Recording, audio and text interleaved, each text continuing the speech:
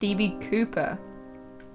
Nearly 50 years ago, an unidentified passenger hijacked a Seattle-bound flight before leaping out of the moving plane with a parachute and earned $200,000 in ransom money. The daredevil man became known as D.B. Cooper, since eluded authorities and has almost faded into legend. So many people think they know who D.B. Cooper is. I mean, he's depicted throughout pop cultures. I mean, even in Prison Break, there was one of the older characters in prison who said he was D.B. Cooper, which, you know, wasn't. Again, I just, like, no one knows what happened to him. Like, maybe the sketch artists just aren't...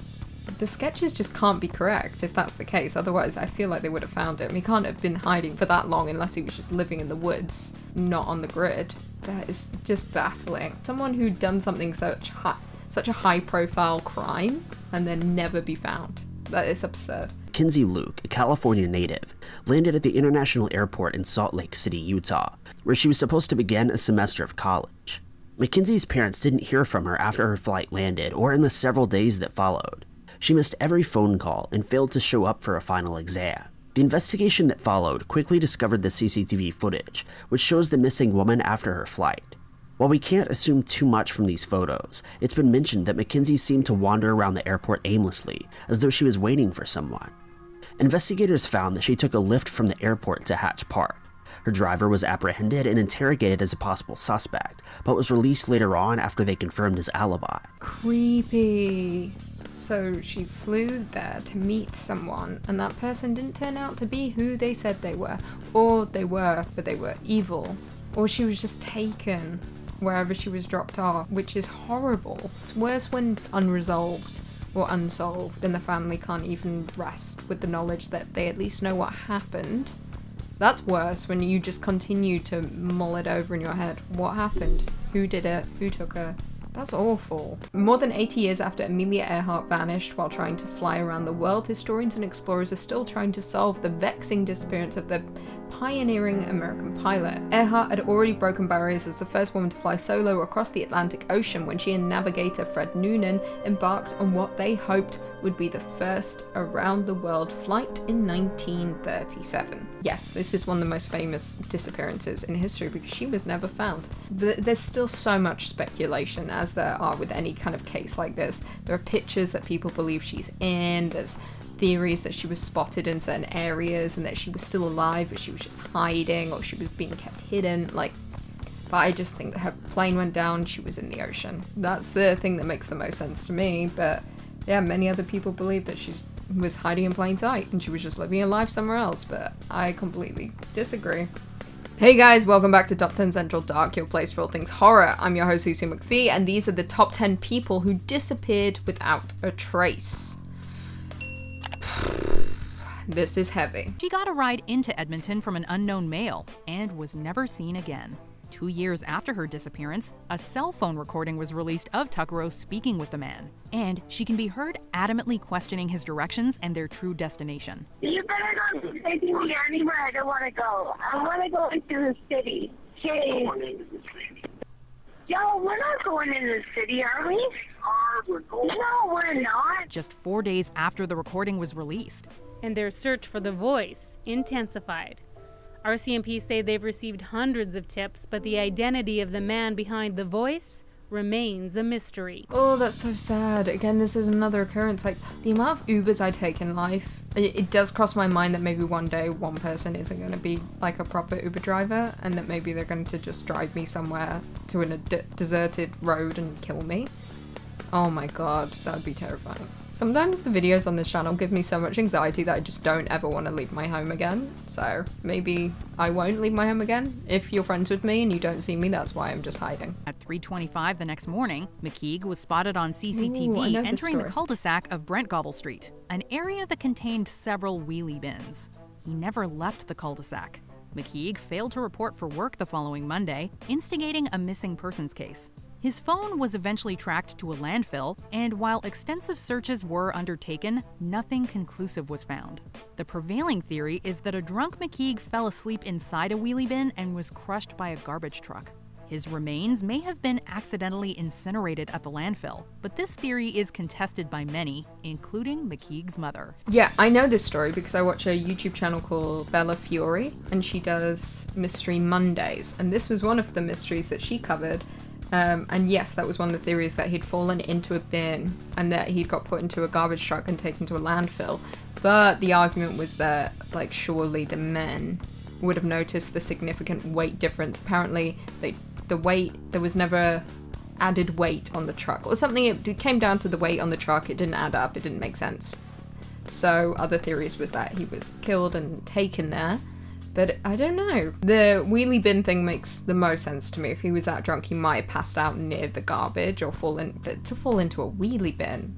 A dumpster makes sense, but we don't really use dumpsters in the UK, just wheelie bins. 21-year-old Tapiwa Matui has currently been missing for 10 months after he vanished during a night out with friends in Swansea, Wales in February of 2019. Swansea. Tapi, as he's called by his friends, informed his parents that he was going out to a popular local club with a group of friends on the evening of February 6th. When over 24 hours had passed without a word or a trace from their son, the Matui family reported him missing.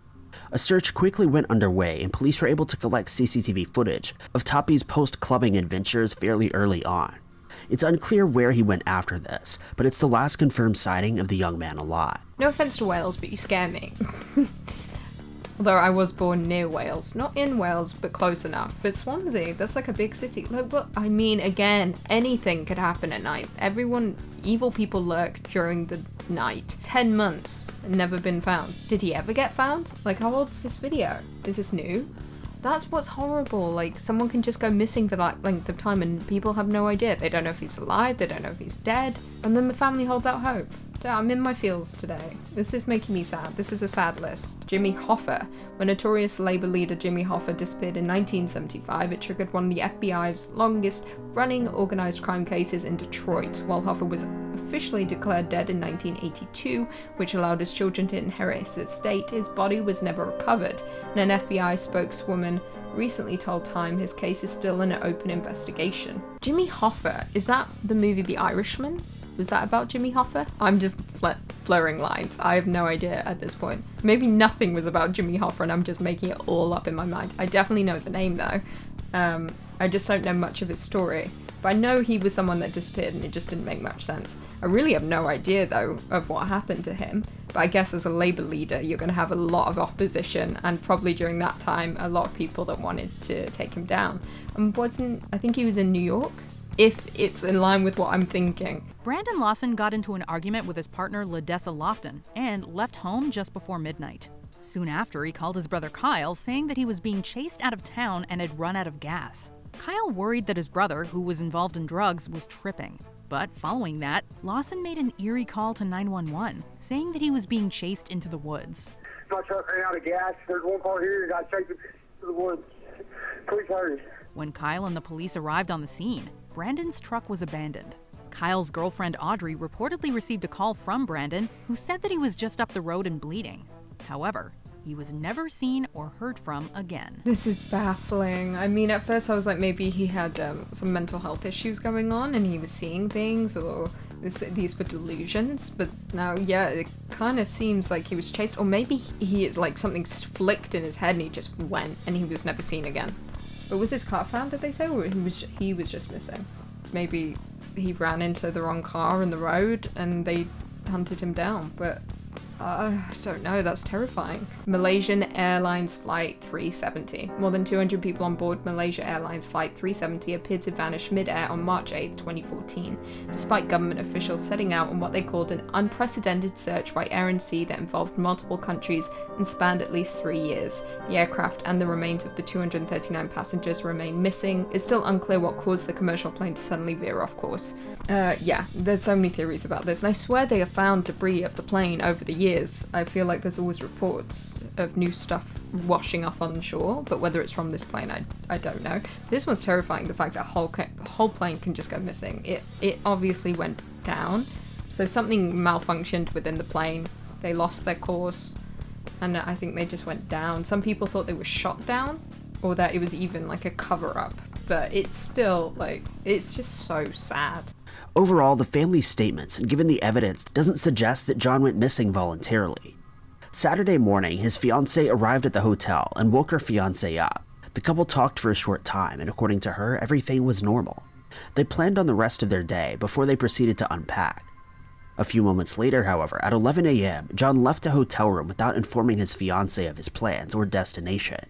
He abruptly and silently walked out, leaving behind all of his most important belongings, including his passport, phone, and wallet. He was reported missing later that day when his fiancée hadn't heard from him in several hours, despite the approaching poker festival, which was the sole reason for the couple's trip. Yeah, that's terrifying. They've got a poker trip? Maybe his disappearance had something to do with poker, gambling. Wrong deals, wrong people. Someone took him? I don't know. This is what's baffling, is that we can only draw, we can only guess. The whole thing with Sarah Everett. A police officer took her and killed her. Isn't that horrible? Like, you just don't know. You have no idea who's going to take someone and who wants to hurt someone. People are mean. I don't like humanity. Well, guys, there we have it. Thanks for tuning into this video. I've been your host, Lucy McPhee. Stick around for bloopers. This is top 10 people who disappeared without a trace. I don't want to know. Don't give me the answer. If it's sad, just pretend that it's fine. Someone's vacuuming and it's really annoying. Hopefully it's not loud. It's loud, isn't it? Damn. Well, hopefully the mic's close enough so it won't be fine. It'll be fine. If I had a choice, I wouldn't be a part of humanity. I would be speck in space. Just a speck in space. Actually, to be fair, that's what we are. We are a speck in space. But like, oh, they were on CCTV. Oh, next moment they're gone. Like, a ghost came and took them. That's why on my keys I have a key ring that is cat ears. But it's just slightly convenient that my knuckles fit through them and it becomes a weapon. But it's cat ears. It's a key ring. They sell it in stores. I'm more... What am I trying to say? You need to be able to get home. Don't lose control. Just be safe. I've actually never been to Wales, I don't think. I could be wrong. I probably have been and I just haven't remembered it in my brain. But yeah, no, it's fine. Not all of Wales is bad.